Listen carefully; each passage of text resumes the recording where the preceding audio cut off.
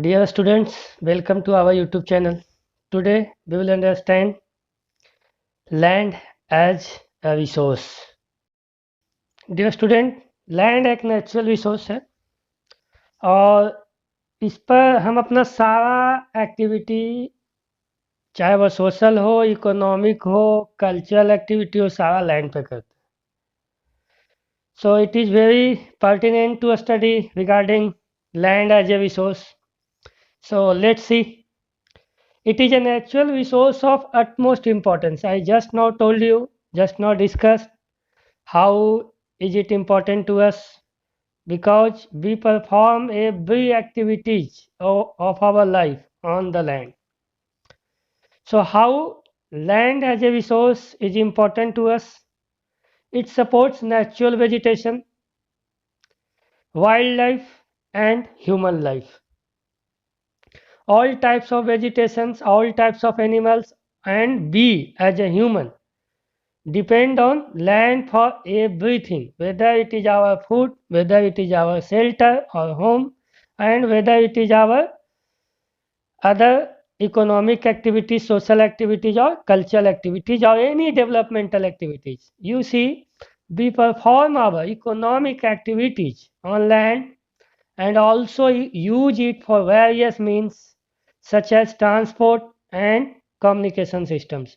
We construct roads, we construct offices, we construct factories, means everything we make on land. So land is very important to us.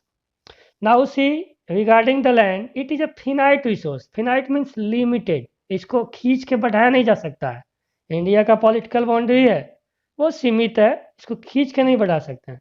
So we should use the available land with careful planning. So land is a resource, natural resource that is very important to us. Now see the other slides. Land physical features. आप लोगों ने, चाहे आप लोग बोलते रहते होंगे तुम्हारा फिजिक बहुत अच्छा है, बॉडी का फिजिक, तो बॉडी के फिजिक से आप क्या समझते हैं? बॉडी बाहर से कैसा दिखता है, अच्छा दिखता है, खराब दिखता है, डोला सोला जो भी है. उसी तरह से लैंड का भी एक फिजिक है, जिसको हम लोग लैंड फिजिकल फीचर्स कहते हैं, और इसको अदर वर्ड में हम लोग रिलीफ कहते हैं. रिलीफ, बॉडी का आप डोला सोला कहते हैं ना, उसी तरह से लैंड का रिलीफ होता है. तो रिलीफ है क्या? How will you define it? It is the physical shape of our earth. Physical shape, physical shape जो आपको दिखता है अर्थ का, जिसमें mountain, plateau, plain, volcano, desert है, लेक है, वाटरफॉल है, क्लिफ है, बीच है, जो भी आपको physical features, natural features earth पर देखने को मिलता है, उसको हम लोग रिलीफ कहेंगे. रिलीफ का मतलब होता है elevation, difference in elevation. Highest point और लोवेस्ट पॉइंट के बीच जो एलिवेशन मिलेगा उसको हम लोग रिलीफ कहते हैं. लेकिन इसको समझने के लिए आप सिंपली समझिए, जो फिजिकल शेप हमारा अर्थ का है उसको हम लोग रिलीफ कहेंगे. अब देखिए रिलीफ आ गया यहाँ पे, तो इसको हम लोग ठीक से समझ लेते हैं कि रिलीफ जो है 3 प्रकार का होता है. 3 टाइप्स ऑफ रिलीफ. हम उसको बोलते हैं first order relief features, second order relief features, third order relief features. तो फर्स्ट ऑर्डर रिलीफ फीचर्स क्या है? आप पहले ग्लोब को देखिए. ग्लोब जो है मेनली 2 पार्ट में बटा हुआ है, एक है लैंड और दूसरा है वाटर. तो ये जो है फर्स्ट ऑर्डर रिलीफ फीचर्स है, जिसको हम लोग कहेंगे कंटिनेंट या लैंड, और दूसरा है ocean. Second order relief features में देखेंगे कि कंटिनेंट में अगर देखिएगा तो आपको माउंटेन मिलेगा, प्लेट्यू मिलेगा और प्लेन मिलेगा. ये 3 जो है मेन फीचर्स आपको लैंड पे मिलेगा. सिमिलरली आपको ओशन में भी माउंटेन मिलेगा, आपका एक प्लेन टाइप मिलेगा जिसको हम लोग कंटिनेंटल शेल्फ कहते हैं, और नीचे प्लेन भी मिलता है. तो इसको हम लोग सेकेंड ऑर्डर रिलीफ फीचर्स कहते हैं, माउंटेन, प्लेट्यू और प्लेन को. अब देखिए माउंटेन पे भी जो है तरह तरह का आपका फीचर्स, नेचुरल फीचर्स मिलेगा. जैसे माउंटेन में फॉल बनता है, वाटरफॉल जिसको कहते हैं. उसके बाद प्लेट्यू में आप देखिए मियांडर रिवर बनाता है, डेल्टा बनाता है. सॉरी, प्लेन में, प्लेट्यू में भी आपको फॉल्स मिलेगा, तो ये जो है थर्ड ऑर्डर रिलीफ फीचर्स है, जिसमें फॉल्स, क्लिप्स है, सैंड ड्यून्स है, ये जो नेचुरल फीचर्स बनता है नेचर के द्वारा, उसको हम लोग थर्ड ऑर्डर रिलीफ फीचर्स कहते हैं। अब देखिए, हम देखते हैं नेक्स्ट स्लाइड। अब देखिए इंडिया फिजिकल फीचर्स को जो सेकेंड ऑर्डर रिलीफ फीचर्स में हम देखते हैं, तो इंडिया का जो टोटल ज्योग्राफिकल एरिया है 3.28 million square kilometre. Out of total geographical area में सबसे ज़्यादा इंडिया में है प्लेन्स, और वो कितना है 43% ऑफ टोटल ज्योग्राफिकल एरिया। दूसरा नंबर पे है आपका माउंटेन्स, ये है 30% ऑफ टोटल ज्योग्राफिकल एरिया। और थर्ड नंबर पे आपका प्लेट्यू, ये है 27% of total geographical area of India. हम बताएं आपको इंडिया का ज्योग्राफिकल एरिया कितना है 3.28 मिलियन स्क्वायर किलोमीटर। आप चाहें तो पूरा एरिया याद रख सकते हैं 3287263 स्क्वायर किलोमीटर। अब देखिए ये कैसे हमारे लिए इम्पोर्टेंट है, प्लेन्स, माउंटेन्स और प्लेट्यू हमारे लिए कैसे इम्पोर्टेंट है, देखते हैं नेक्स्ट स्लाइड में। माउंटेन के बारे में अभी बताया, it accounts for 30% of India's total surface area. अब देखिए mountain, how is mountain important to us, question आपका एग्जाम में आएगा, what is the importance of mountain to India. तो अब you might have studied in class 9 regarding the river originating from Himalaya and river originating from peninsula, Indian peninsula.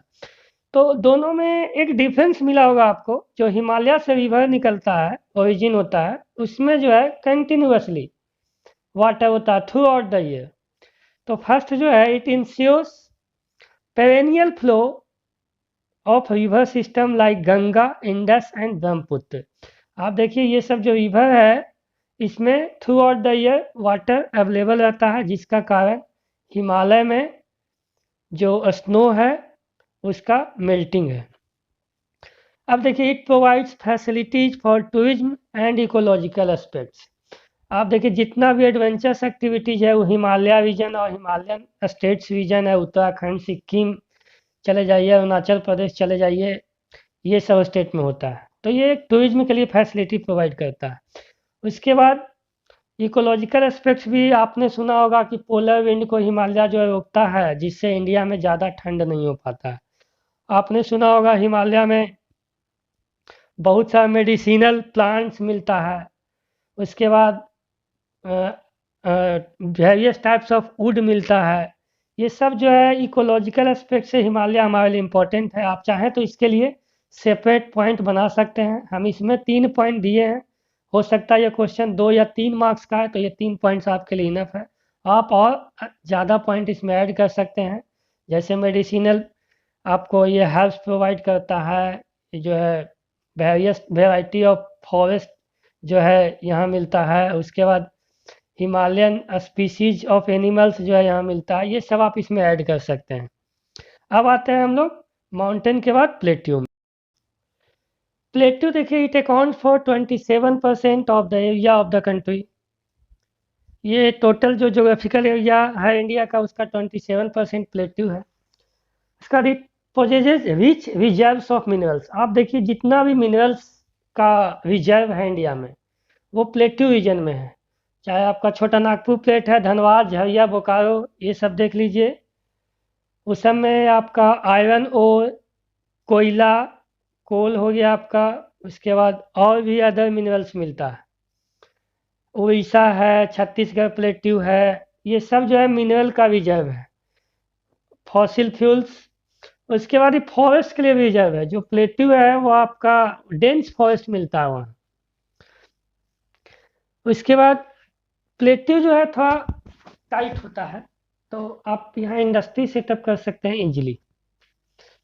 उसके बाद it है scenic spots, attractive spots होता है, waterfall मिलता है, greenery मिलता है, जिससे टूरिस्ट का अट्रैक्शन होता है और यह टूरिज्म को डेवलप करने में भी हेल्पफुल है।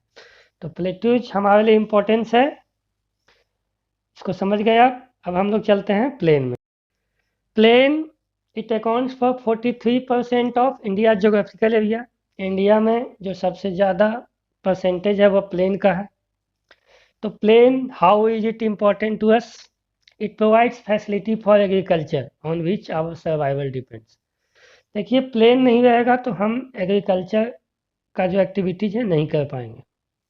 It also support industries by providing raw materials and easy setup facilities. बहुत सारे इंडस्ट्री के लिए जो है आपका प्लेन जो है रॉ मटेरियल प्रोवाइड करता है। जैसे हम लोग एग्रीकल्चरल एक्टिविटीज़ करते हैं, अल्टीमेटली वह किसी न किसी इंडस्ट्री के लिए रॉ मटेरियल होता है। चाहे शुगर इंडस्ट्री हो गया, शुगर केन, कॉटन इंडस्ट्री उसके लिए कॉटन प्रोडक्शन। उसके बाद और भी इम्पोर्टेंस है इसका, प्लेन पर जो है रोड बनाना, रेलवेज लाइन बनाना, केनाल बनाना, ये सब आसान है। यहाँ वाटर आपको जो है इजीली अवेलेबल है, तो इसीलिए यहाँ जो है पॉपुलेशन डेंसिटी बहुत ज़्यादा होता है, क्योंकि यहाँ घर बनाना भी आसान होता है। तो इसलिए भी प्लेन इम्पोर्टेंस है, प्लेन का इम्पोर्टेंस है हमारे लिए। अब हम लोग देखते हैं नेक्स्ट स्लाइड। अब देखिए ये है लैंड यूटिलाइजेशन। यूटिलाइजेशन का मतलब हुआ यूज। तो हम लोग लैंड का यूज का पर्पस क्या है, कौन कौन से पर्पस के लिए हम लोग लैंड का यूज करते हैं। तो use of land for various purposes such as agriculture, residential purpose, construction of road, track, canal, offices, factory. मतलब जो लैंड का यूज है वेरियस पर्पस के लिए, उसी को हम लोग लैंड यूटिलाइजेशन कहते हैं। दूसरा जो है वह है लैंड यूज पैटर्न।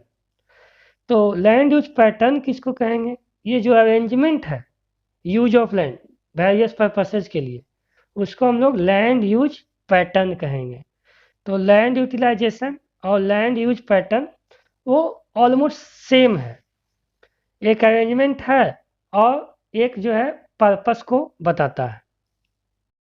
अब देखिए है factors affecting land use. Land को जो हम लोग यूज करते हैं वेरियस पर्पस के लिए, वह जो है कई एक फैक्टर से अफेक्टेड होता है, और वो मेनली दो फैक्टर है, फिजिकल फैक्टर्स और ह्यूमन फैक्टर्स। फिजिकल फैक्टर्स में हम लोग रखते हैं टोपोग्राफी को, क्लाइमेट को और सॉइल टाइप को। तो टोपोग्राफी, टोपोग्राफी जो है लैंड को अफेक्ट करता है। अभी हम रिलीफ बताएं, ये टोपोग्राफी एक नया वर्ड आपके सामने आया है। तो रिलीफ और टोपोग्राफी ऑलमोस्ट सेम होता है, लेकिन दोनों में एक डिफरेंस होता है। इस डिफरेंस को आप कमेंट बॉक्स में ज़रूर बताइएगा। तो टोपोग्राफी जो है एक तरह का रिलीफ है। तो ये देखिए टोपोग्राफी लैंड यूज को कैसे अफेक्ट करता है। अब जैसे देखिए अगर आपका माउंटेन है तो उसका लैंड यूज जो है डिफरेंट हो सकता है, प्लेट्यू है लैंड यूज वहाँ डिफरेंट होगा, और प्लेन है वहाँ लैंड यूज डिफरेंट होगा। क्योंकि माउंटेन में हम एग्रीकल्चर जो है लार्ज लेवल पे नहीं कर सकते, लार्ज स्केल पे छोटा छोटा खेत बना के करना पड़ेगा। आप सुने होंगे टेरेस फार्मिंग। उसी तरह से प्लेट्यू में या माउंटेन में आपका प्लॉगिंग, जो जुताई कहते हैं जिसको, वो आसान नहीं होता है, लेकिन प्लेन में ये सब आसान होता है। तो जहाँ पे आपको आसानी से प्लेन हो, लार्ज स्केल फार्मिंग हो, वहाँ पे लैंड यूज जो है डेंस मिलेगा, ज़्यादा लैंड यूज मिलेगा, उस पर ज़्यादा एक्टिविटीज होगा। उसके बाद दूसरा है क्लाइमेट। क्लाइमेट जो है वह लैंड यूज को अफेक्ट करता है। क्लाइमेट अगर अच्छा है, अच्छा कहने का मतलब वैसा क्लाइमेट जो ह्यूमन के लिए फेवरेबल हो। हम लोग के लिए जो फेवरेबल क्लाइमेट है वो 18 डिग्री से 24 डिग्री के अराउंड है, वहाँ पर हम लोग जो है अच्छा से जी पाते हैं। तो फेवरेबल क्लाइमेट में जहाँ पर रहेगा वहाँ पे ह्यूमन जो है सेटल होगा। अब सेटल होगा तो वो अपना इकोनॉमिक एक्टिविटी भी करेगा। तो वैसा क्लाइमेट में लैंड यूज जो है या फिर एग्रीकल्चर हो या इंडस्ट्री हो, ज़्यादा सेटअप होगा। आप ये देखिए क्लाइमेट जो है लैंड यूज को कैसे अफेक्ट करता है। जैसे आप रह रहे हैं इक्वेटोरियल रीजन के क्लाइमेट में और वहाँ प्लेन है, तो वहाँ जो है आपका पैडी जो धान है उसका खेती ज़्यादा होगा। आप इक्वेटोरियल रीजन में ही रह रहे हैं, अगर माउंटेन है तो वहाँ आपका टी या कॉफ़ी का खेती जो है ज़्यादा होगा, या प्लेट्यू है तो वहाँ पर टी या कॉफ़ी जो है वहाँ पे ज़्यादा प्रोड्यूस होगा। तो क्लाइमेट जो है, लेकिन आप डेजर्ट में ये सब आप प्रोड्यूस नहीं कर सकते हैं, क्योंकि वहाँ क्लाइमेट उस तरह का नहीं है कि इस तरह के क्रॉप्स को आप ग्रो कर सकें। अब देखिए है सॉइल टाइप। सॉइल टाइप जो है लैंड यूज को अफेक्ट करता है। कैसे? जैसे आप सुने होंगे कि ब्लैक सॉइल जो है वह कॉटन के लिए जो है फेवरेबल है, ब्लैक सॉइल में जो है कॉटन अच्छा होता है। तो सॉइल टाइप जो है लैंड यूज को जो अफेक्ट करता है, क्योंकि पार्टिकुलर सॉइल जो है पार्टिकुलर क्रॉप्स के लिए इंपॉर्टेंट हो सकता है। उसके बाद वैसा सॉइल टाइप से जिसमें हो सकता है ओर हो, तो उसको हम इंडस्ट्रियल पर्पज से ओर एक्सट्रैक्शन के लिए यूज कर सकते हैं। उसके बाद एलोवियल सॉइल है, तो वहाँ आप पैडी का कल्टीवेशन कीजिएगा, या फिर लेटेराइट सॉइल है, वहाँ पर आप कैस्यू का कल्टीवेशन कीजिएगा, या फिर जो आपका रागी है, ये सब का कल्टीवेशन कीजिएगा। सॉइल टाइप जो है लैंड यूज को अफेक्ट करता है, मतलब वेरियस टाइप्स ऑफ सॉइल जो है वेरियस टाइप्स ऑफ एग्रीकल्चर को सपोर्ट करेगा। अब आते हैं हम ह्यूमन फैक्टर्स में। ह्यूमन फैक्टर्स जो है वह तीन है: population density, technological capability, culture and tradition. Population density में क्या है कि अब सपोज कीजिए आपके पास बहुत ज़्यादा लैंड है, लेकिन उस पर काम करने वाला पॉपुलेशन नहीं है, तो लैंड यूज को अफेक्ट वह करेगा, क्योंकि वहाँ पे खेती कम होगा, हम कहेंगे एक्सटेंसिव फार्मिंग होगा वहाँ।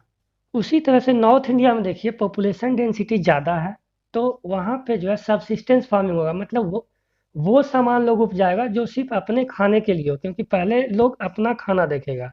लेकिन जहाँ पे पॉपुलेशन डेंसिटी कम होगा और अगर लैंड अवेलेबल है बहुत ज़्यादा, वहाँ पे खाने के साथ साथ उसको बाज़ार में मार्केटिंग करने के लिए भी जो है आपका लैंड का यूज कर सकता है।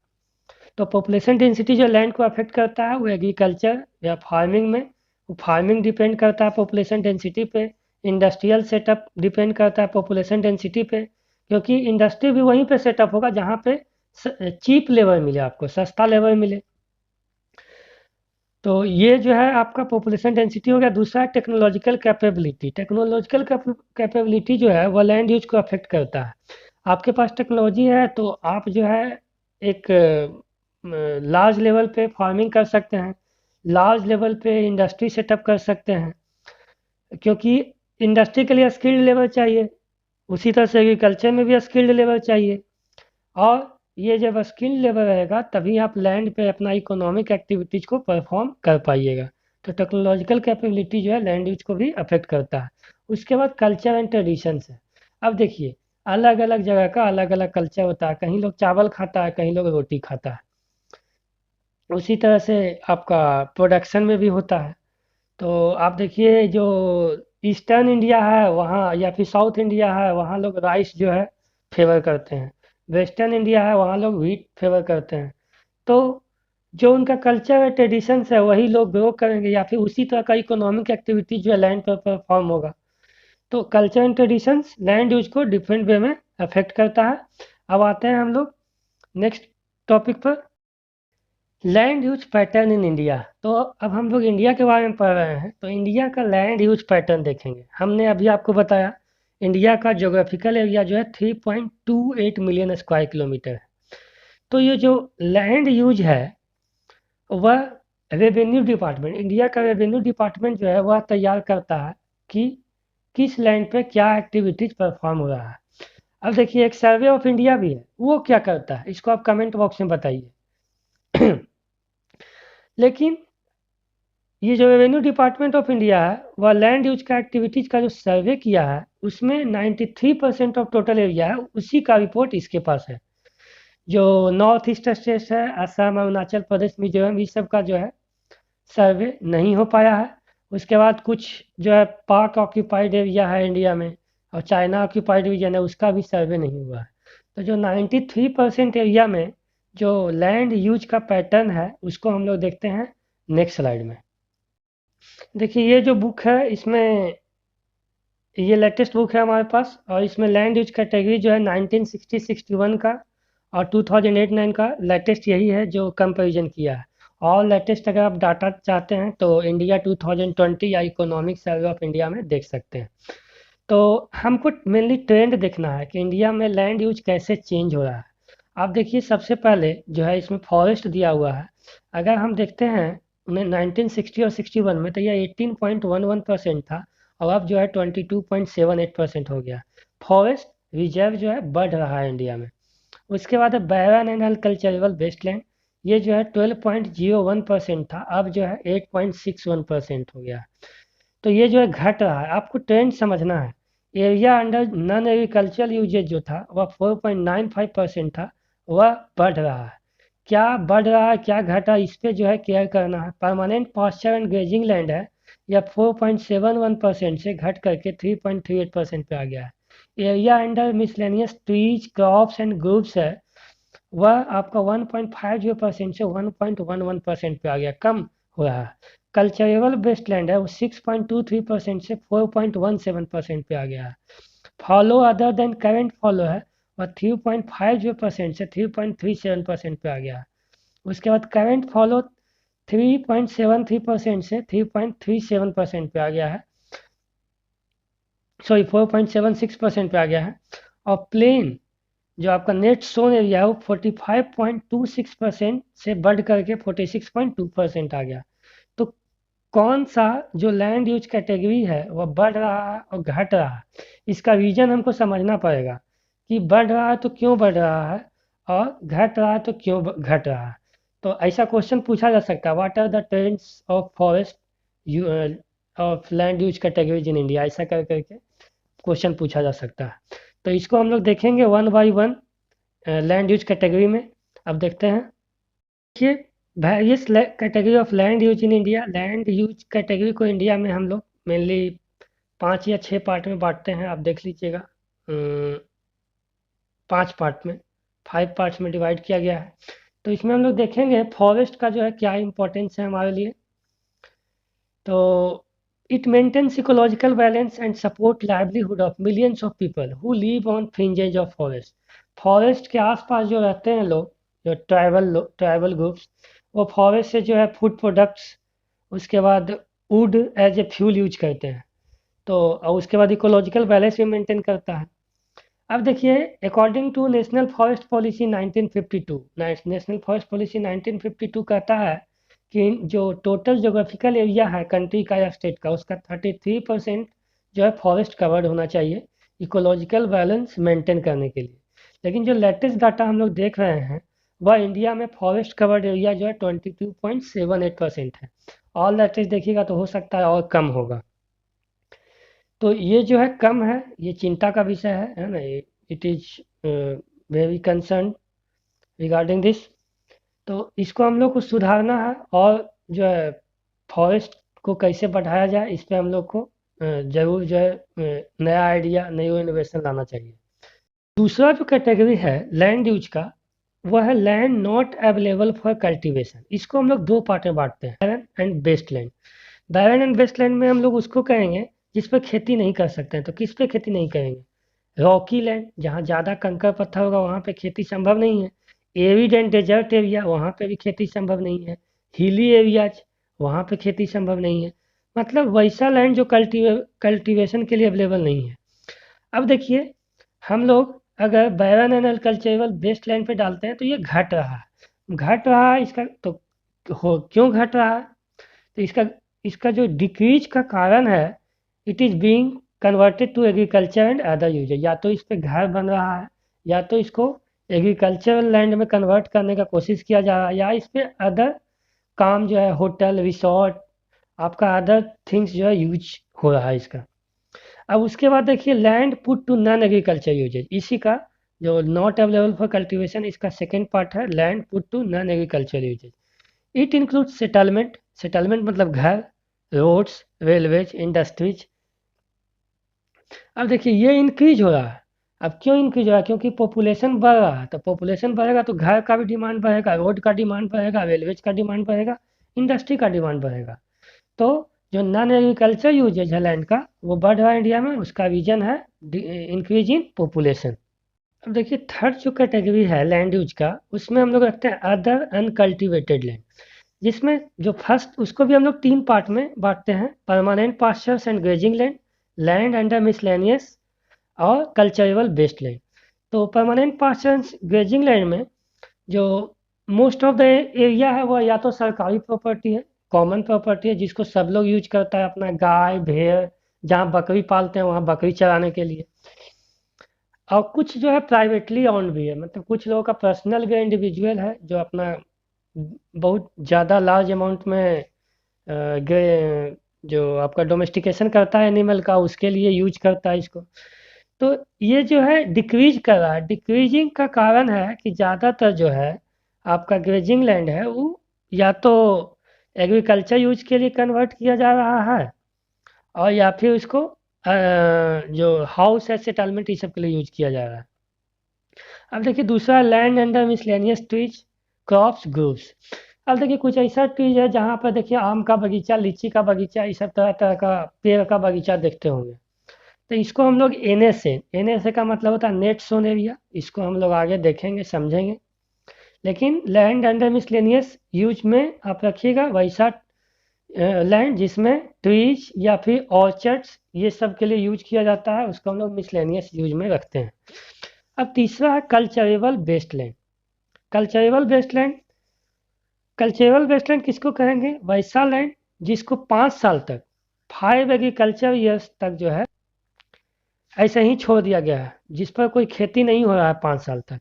तो कल्चरेबल वेस्टलैंड अगर आप देखिएगा तो इसका जो परसेंटेज है वो क्या हो रहा है, घट रहा है। मतलब घट रहा है यानी कि अब जो है इसको यूज में लाया जा रहा है। घटने का मतलब ये हुआ, यूज में लाने का कारण जो है इसको एग्रीकल्चर लैंड में कन्वर्ट करना हो सकता है। एग्रीकल्चर ये हम लोग आगे समझेंगे कि ये होता क्या है। ये चौथा जो कैटेगरी है लैंड यूज का वह है फॉलो लैंड्स। फॉलो क्या है? फॉलो का मतलब होता है परती या परीत। आप सुने होंगे गांव में ये सब गांव के होंगे तो। देखिए ये है क्या, यह एक प्रैक्टिस है जो यूज किया जाता है लैंड को रेस्ट देने के लिए। तो लैंड को रेस्ट क्यों दे? ताकि वो अपना फर्टिलिटी रिगेन्स कर सके। मतलब जब हम एग्रीकल्चर को परफॉर्म करते हैं, फार्मिंग करते हैं लैंड पे, तो उसमें जो न्यूट्रिएंट्स होता है वो उसको जो है क्रॉप्स ले लेता है।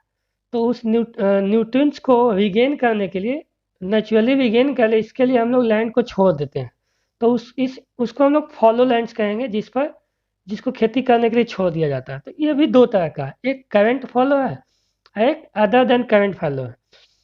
तो करंट फॉलो उसको कहेंगे लेफ्ट अनकल्टिवेटेड फॉर 1 ईयर और लेस देन 1 एग्रीकल्चर ईयर। मतलब जो 1 साल या 1 साल से कम जिसको छोड़ेंगे उसको हम लोग करंट फॉलो कहेंगे। अब उसके बाद देखिए अदर देन करंट फॉलो होगा left uncultivated for the past 1 to 5 agriculture year due to poor quality and high cost of agriculture. अब देखिए कोई कोई ज़मीन ऐसा होता है, कोई कोई लैंड ऐसा होता है जिसपे कभी कभी जो है खेती कर लिया जाता है। अब ये जो है अदर देन करंट फॉलो को कल्चरेबल बेस्ट लैंड से कंफ्यूज नहीं कीजिएगा। वो जो है 5 साल से ज़्यादा होता है, यही 1 to 5 ईयर्स होता है। कोई 1 साल बीच करके कहीं पे खेती किया जाता है तो उसको हम लोग अदर देन करंट फॉलो में रखेंगे। तो ये सब जो करंट फॉलो है और अदर देन करंट फॉलो है, ये सब का जो अगर आप ट्रेंड से देखिएगा तो ये जनरली घट रहा है। क्योंकि जो ज़्यादातर फॉर्म है उस पर साल में एक से ज़्यादा क्रॉप्स जो है लगाया जा रहा है। और उसके बाद जो 1 to 5 एग्रीकल्चर जो छोड़ना है वो भी अब कम हो रहा है धीरे धीरे, क्योंकि पॉपुलेशन बढ़ रहा है। उसके डिमांड को पूरा करने के लिए हम एक लैंड पर ज़्यादा से ज़्यादा प्रोडक्शन का जो है प्रोडक्शन का एफर्ट कर रहे हैं। अब देखते हैं हम लोग नेक्स्ट लैंड यूज कैटेगरी। अब देखिए पांचवा जो लैंड यूज कैटेगरी में है वह है net sown area. Net sown area किसको कहेंगे? तो जो भी लैंड हमारे पास अवेलेबल है जिसमें आप किसी भी क्रॉप्स को लगाए हैं और काट रहे हैं उसको हम लोग नेट सोन एरिया में रखते हैं। The physical extent of land on which crops are sown and harvested is known as net sown area. अब देखिए एक है ग्रॉस क्रॉप्ड एरिया। इसमें क्या है, तो अगर नेट सोन एरिया में वैसा एरिया को भी इंक्लूड करेंगे जिसमें साल में एक से ज़्यादा बार खेती हो रहा है। जैसे आप देखिएगा बिहार में ज़्यादातर जो आपका खेत है उस पर धान और गेहूँ, या फिर गेहूँ और उसके बाद जो है बादाम, या उसके बाद आलू, या इस तरह का जो है क्रॉप्स को लगाया जाता है। साल में एक से ज़्यादा ही क्रॉप्स लगाया जाता है। तो वैसा लैंड को हम लोग ग्रॉस क्रॉप्ड एरिया में रखते हैं। तो ये समझ में आ गया जो इंडिया में लैंड यूज कैटेगरी है। अब हम लोग देखेंगे एग्रीकल्चर ईयर है क्या। तो एग्रीकल्चर ईयर जो है इसको हम लोग हार्वेस्ट ईयर भी कहते हैं। ये होता क्या है, तो ये जो है वैसा ईयर है जिसमें एक क्रॉप को लगाएं, उसके बाद काटें, अब फिर जो है जब उसको लगाएंगे तो इस जो पीरियड को है इस ड्यूरेशन को हम लोग एग्रीकल्चर ईयर कहते हैं। तो इंडिया में जो है एग्रीकल्चर मेनली स्टार्ट होता है मानसून के आने पर। Arrival of monsoon give pace to agriculture in India. तो मानसून जो इंडिया में जनरली जून में आता है, तो इंडिया में जो एग्रीकल्चर ईयर स्टार्ट होता है वो 1 जून से 31 जुलाई तक। ये हर कंट्री में वैरी कर सकता है। तो एग्रीकल्चर ईयर समझ गए, जिस क्रॉप को लगाएं और काटें और अगला बार वही क्रॉप जब लगेगा तो इस पीरियड को, यानी पहला क्रॉप जो लगाए हैं और जब अगला क्रॉप लगाएंगे वहाँ तक के पीरियड को हम लोग एग्रीकल्चर ईयर कहेंगे। अब हम नेक्स्ट टॉपिक जो है आपका नेक्स्ट चैप्टर में बताएंगे। आप कुछ क्वेश्चन देखिए। अब देखिए कुछ क्वेश्चंस है, ट्राई टू आंसर और explain it in your own words in the comment section, at least 2 points from each. Now thanks for watching. Any